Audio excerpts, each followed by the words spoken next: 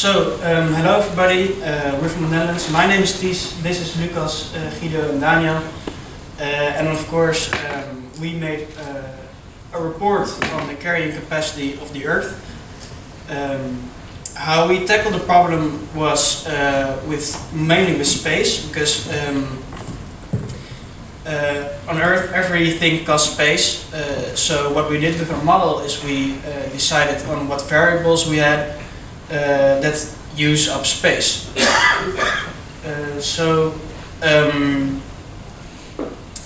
We found that there are a couple of critical factors on the Earth that every person needs to survive. So we found food, water, oxygen, shelter, energy, and some other minor factors. And each of us took a variable and started to calculate how much area you need per person for each of those factors. Our first factor is food. A lot of food is getting wasted because of meat consumption and food waste. Meat consumption is such a big factor because animals do not only require shelter for themselves to live in, but they also eat food. The animals that we eat in food require 10 times as much food as we require with our current calculations. And there's also, according to the EU, there's estimated to be around 33 to 50% of food is wasted. This is partly why food is the biggest factor in our model, next only to oxygen. So now we're going to talk about water. Water was actually way smaller than we expected. We expected that water would be a big issue, but out of the statistics we saw, there is a lot of fresh water we can use. Everybody uses around 3,800 liters every day. But due to the hydrological cycle, even though our water sources are finite, because of the hydrological cycle, we do have an infinite supply up to a certain amount of days. From our calculations, we have enough water for 70,000 billion people, so we didn't include it in our model. Oxygen was a limiting factor though. There are two sources of oxygen. There are trees, as everybody knows, but also algae. And this is where a lot of difficult factors in our model started. So algae provides 70 to 80% of the Earth's oxygen supply, and the rest is provided by trees. Algae are in the sea, so they don't take up space on land, so the algae have a different part in our model.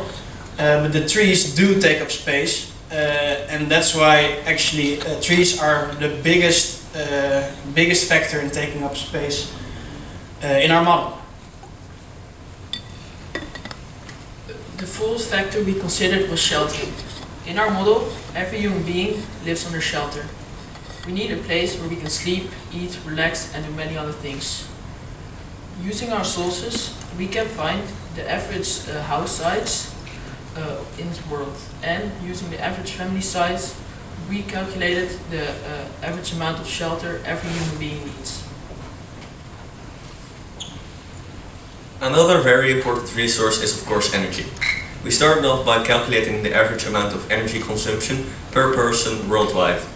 The assignment also says that our model must be indefinitely sustainable. This means that we have to work with sustainable energy sources. The current technology dictates that they are mainly windmills, solar panels and hydroelectric power stations. We calculated how much energy every person consumes and how much these sources provide, and then we're able to calculate how much and the kind of energy sources that we need.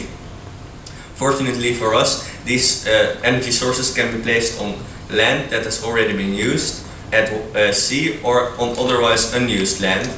This means that we don't have to include any usable surface area for these energy sources in our model, and that we did not include factor of energy in our model. Finally, we also included some smaller factors that we need for our daily lives. According to the United Nations, we all have the right to healthcare and education, and we also think that roads are indispensable from today's world. That is why we calculated the amount of usable surface area that we use for road, hospital and schools today, and we included that as a factor in our model. After a few days we had calculated all the important factors for our model, and it was time to put it together. The idea behind our model was to take all the usable surface area of the Earth and divide it by the amount of surface area that one person needs to survive. Then this would give us our carrying capacity. Unfortunately, however, the factor of oxygen made our model a little more complicated. Like Ties already said, there are two major factors or sources for oxygen: algae and trees. The algae in the world produce enough oxygen for a certain number of people. We don't have to include any surface area for the factor of oxygen for these people. For the rest of the people, however, we do have to include usable surface area for trees. This gave us two different groups who had two different numbers of usable surface area that they needed to survive. To solve this problem, we cut our model in two. First, we had the group who got their oxygen from algae. We looked at the number of oxygen or algae there are in the world and were able to calculate how many people were in this first group who get their oxygen from algae. We will call the number of people in this group the number X. We then calculated how much usable surface area they need for the other factors to survive. Then we took the rest of this usable surface area and divided it by the amount of surface area that the people of the other group need to survive. The other group are the people that get their oxygen from trees. This gave us the number Y, the number of people who get their oxygen from trees. By adding up the number X and Y, we got our carrying capacity. According to our model, this turned out to be somewhere between 8.23 billion and 9.96 billion people. Lastly, we looked at the future. We will change some variables and some values to increase the amount of usable land and decrease the amount of land every person needs. These are all the variables we changed. First, we stopped eating meat entirely, and we also stopped wasting food, so we don't need as much land for food usage. Then we could also start producing our agriculture in flats, so we could decrease the area for that, and we decided that in the future every human being will live in flats. The third thing we changed was the oxygen ratio in the air. Since humans need an oxygen ratio of about 20%, we could decrease it to a minimal value so that every person still has enough oxygen to breathe, but we don't have to plant as much forest for it. Then we also decided to plant more algae in the sea, so we didn't need to use as much forest as currently. We also decided that with technology improvements in the future, we wouldn't need roads and schools anymore.